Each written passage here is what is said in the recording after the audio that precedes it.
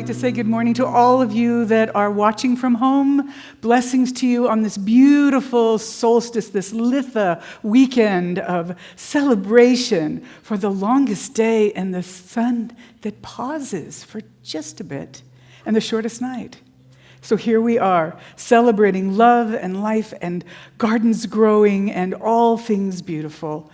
I love this time of year. I'm really loving that the temperatures get a little soft and we can ease in and out of this time. Ray, when I called and asked, would you please sing, I knew that you would bring a message with you that would be in resonance with this day for Doug and I want to thank you so much. What a gem you are. I so appreciate you. So appreciate you. Ezekiel, I just want to say thank you to you for the absolute devotion that you have to bringing this beautiful congregation together. I love what you do, and I'm so grateful that you are here today and bringing it for me as well. Thank you so much. And sound guys, thanks the sound guys. And the only thing I'm missing out on truly this week, this day, is not getting to sing with Soulshine, so I might sneak up and grab a mic at the end. Who knows?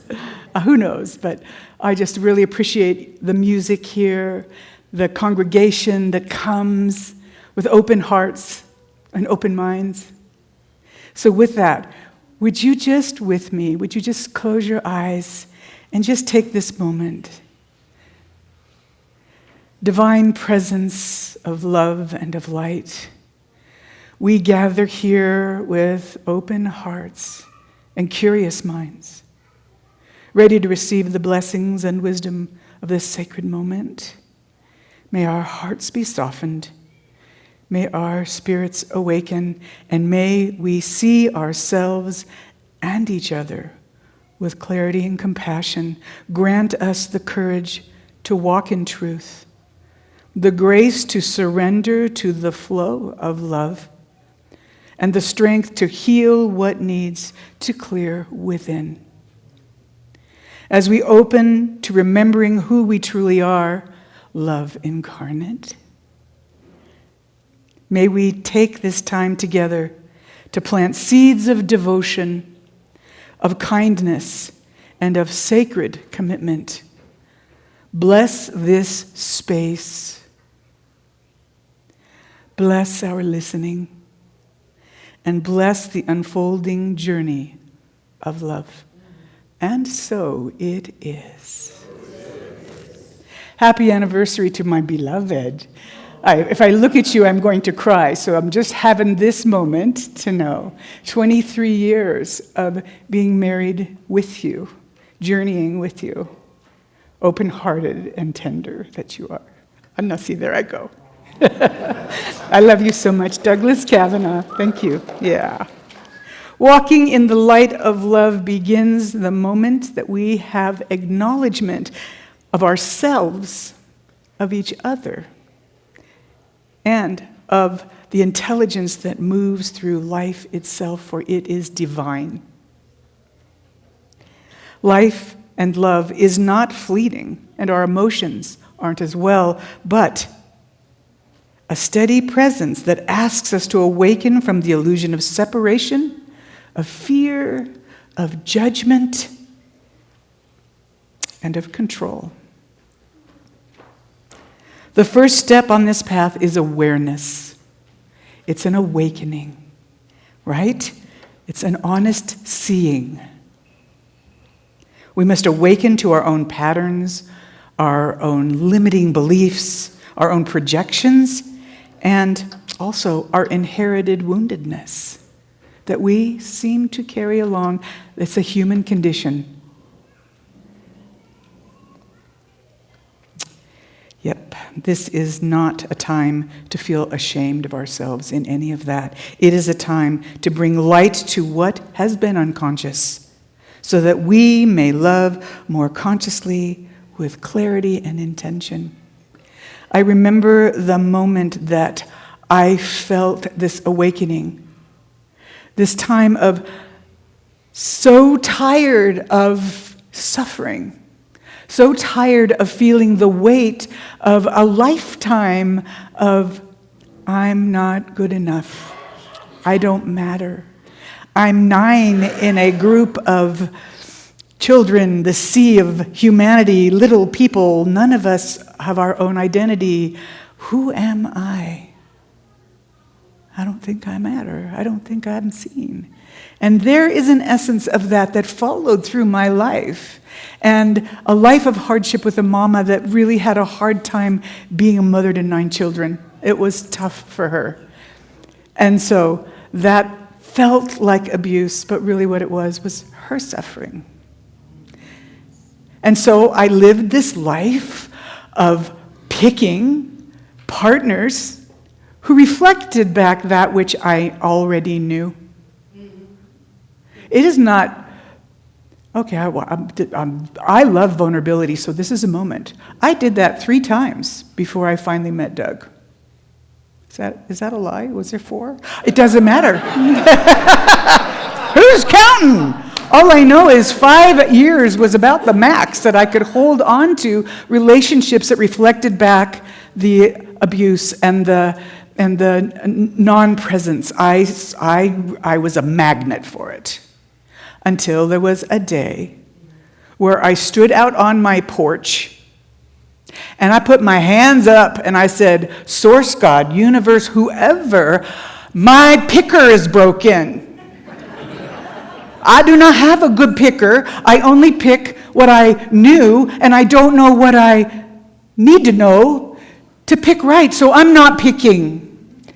If I'm supposed to be alone, if I'm supposed to be a woman solo in this world, please show me how to do that. But if you have someone for me, let them pass by my view, and I'll wait. And so waiting I did.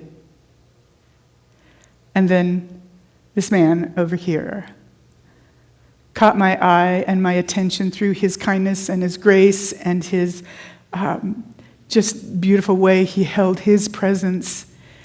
He wasn't a 6'2" football player or an airline pilot. He was a logger. And he was real. And we started this relationship looking at each other in the eye and saying, do you know how to do this right? No, we don't. Okay, let's think about this. Let's think about it. How about this, he says to me.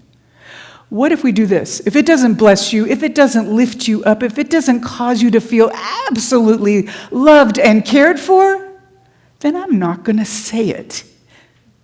And I'm not going to act out in it.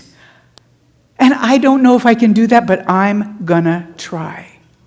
And so in this moment, I got to say, well, I'm going to do the same. And from the beginning of our committed space, this boyfriend-girlfriend thing that was working and developing, we began to fashion a way of communication that held that. And when we go off the mark, we knew it, and we could go, "Oh, let me rephrase that," or let me say that again in a different way. And it was a beautiful way of awakening to what was old and not working, and an incredible place of discovery of what is. So as we look out into the sea of life in this way that the world is happening so rapidly, and there's so much outside of us that is causing us trouble, let us come inside. Let's first find the beloved within ourselves, because, and I believe this is true, you can only love others to the capacity that you love yourself. Sit with that for a moment and think about that. Are you kind and loving to yourself?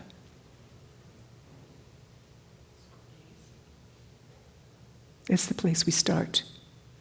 And that's where we begin to unravel all of these limiting beliefs and these stories that we've told ourselves and the brokenness and the suffering. My teacher said, and I think I've said this to you before, but I'll say it again. She looked at me in a moment of my grief for life being hard, and she said, Kate, how long do you want to suffer? I don't. She said, but it's a choice.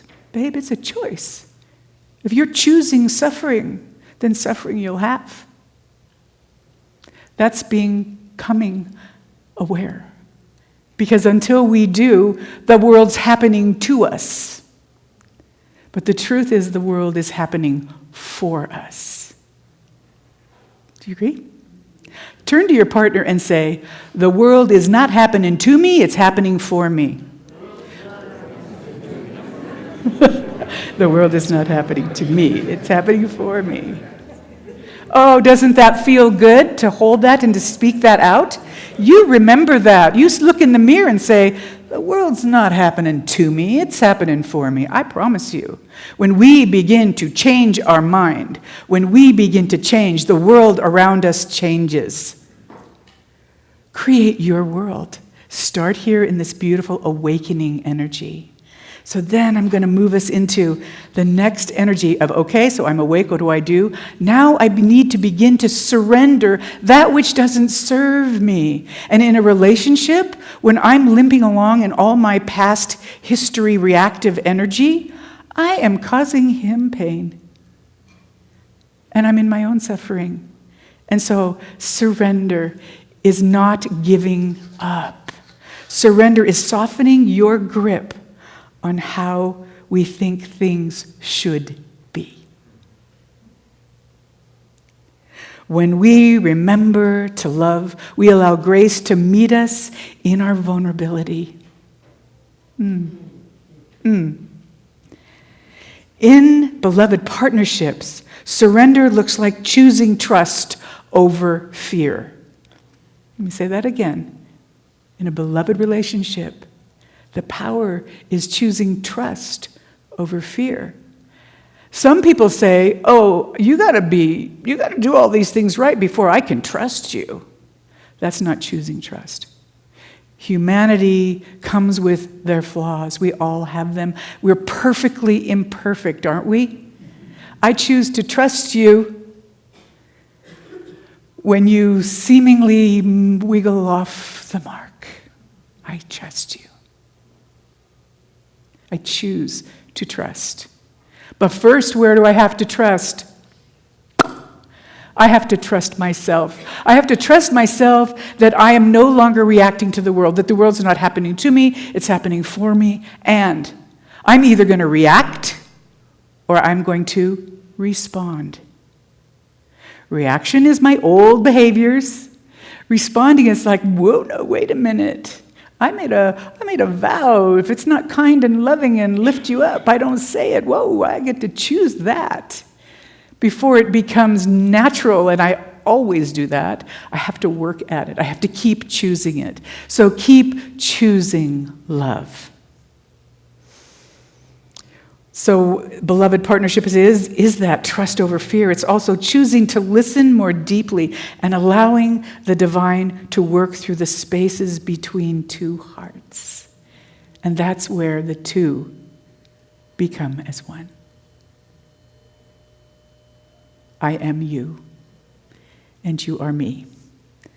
And who is ever buzzing, it was the perfect moment.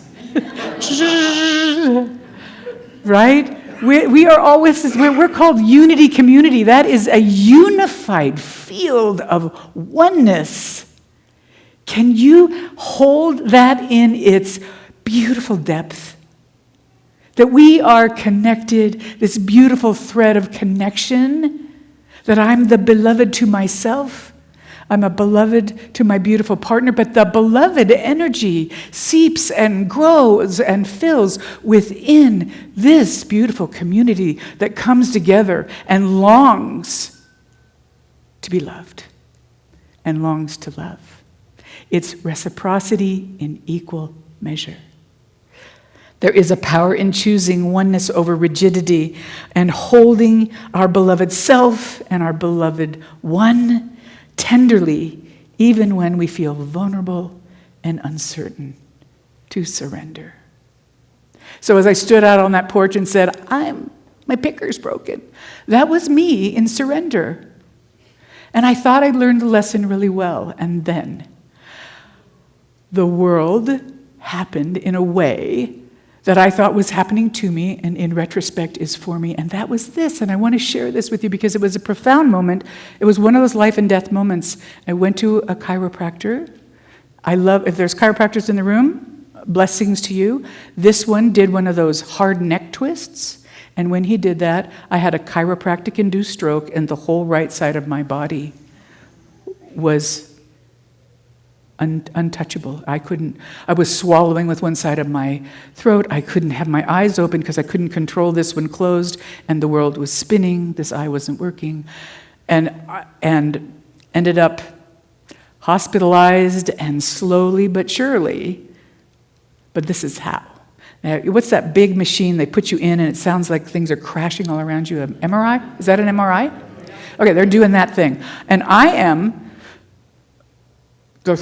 can't talk. I remember it was this. The right side of the tongue just couldn't move. So they asked me questions and I couldn't speak to you. And I was very disoriented. Into that big inner chamber. It's very, very close.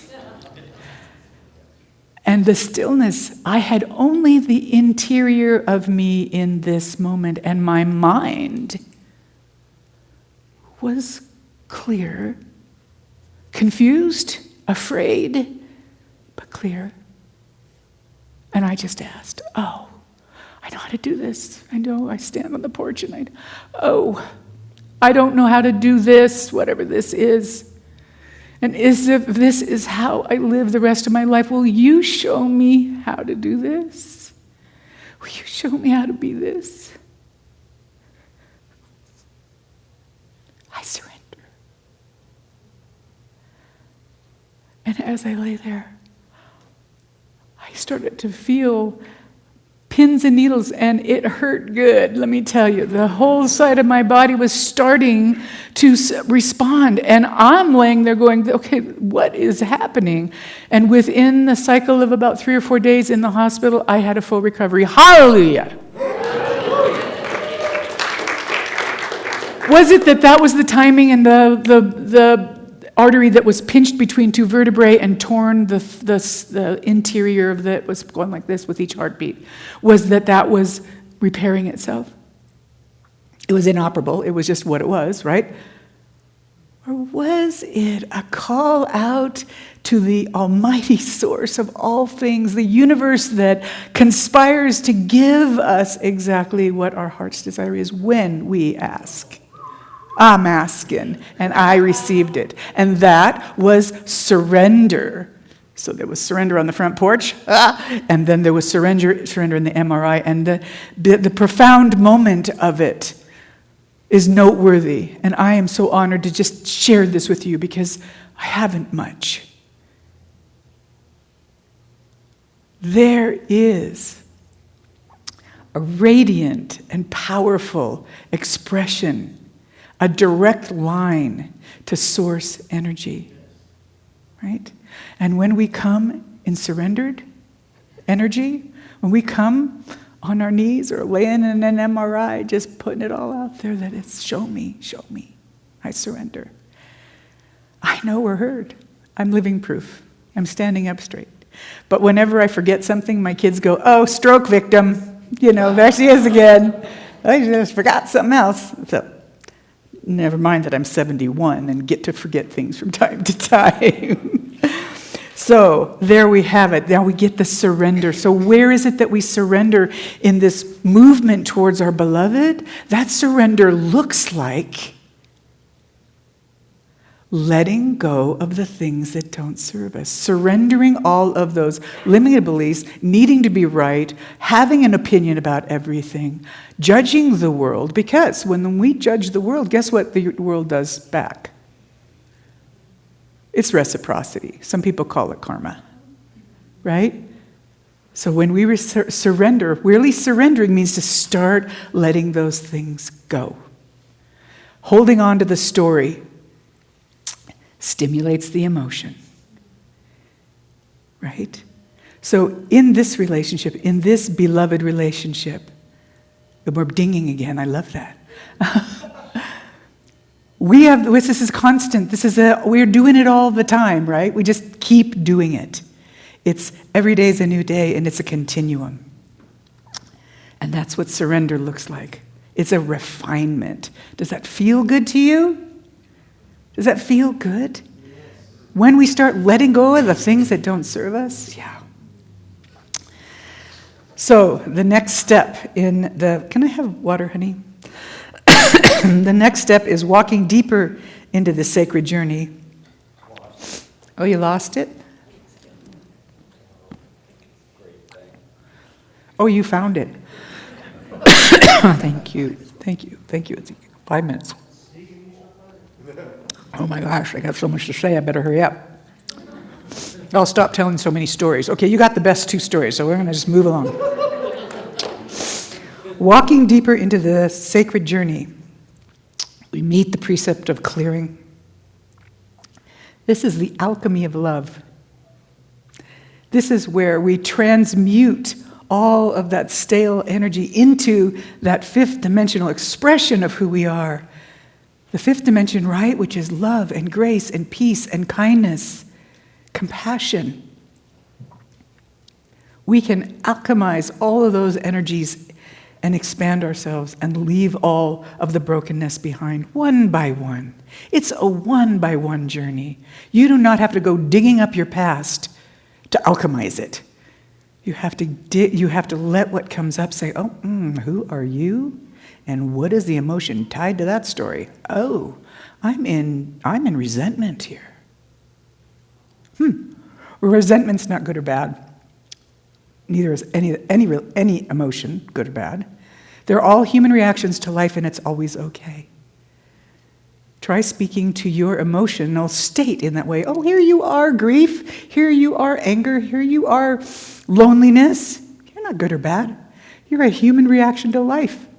It's okay. When you do that, science has shown that in 90 seconds that begins to dissipate. And when you feel it dissipating, call in the alchemist that you are and let it loose into that 5th dimensional energy and stand in your grace and stand in your peace and let that wash in. We acknowledge what stands in the way of our authentic connection. Clearing involves a willingness to heal our triggers, to transform our inherited pain, and to take responsibility for our emotional energy. We don't ask our beloved to carry our wounds for us. Instead, we enter the sacred fire of healing. That sacred fire, let it burn off, that refiner's fire. That is a thing. So that we can meet one another in truth and in clarity and in presence. From the clearing comes remembering. When we remember that we are love. When we remember that true partnership is not perfection, but it's about presence. And in this present moment, I have to blow my nose. I'm so sorry. I apologize. This is going to be interesting. Okay. Thank you for taking that out. That was very good. Okay, when we remember what we came here to do is to walk. Ooh, I love this. Walk each other home. Walk our beloved home. Walk our neighbor home. Walk our children home. Walk ourselves home. Do you feel it?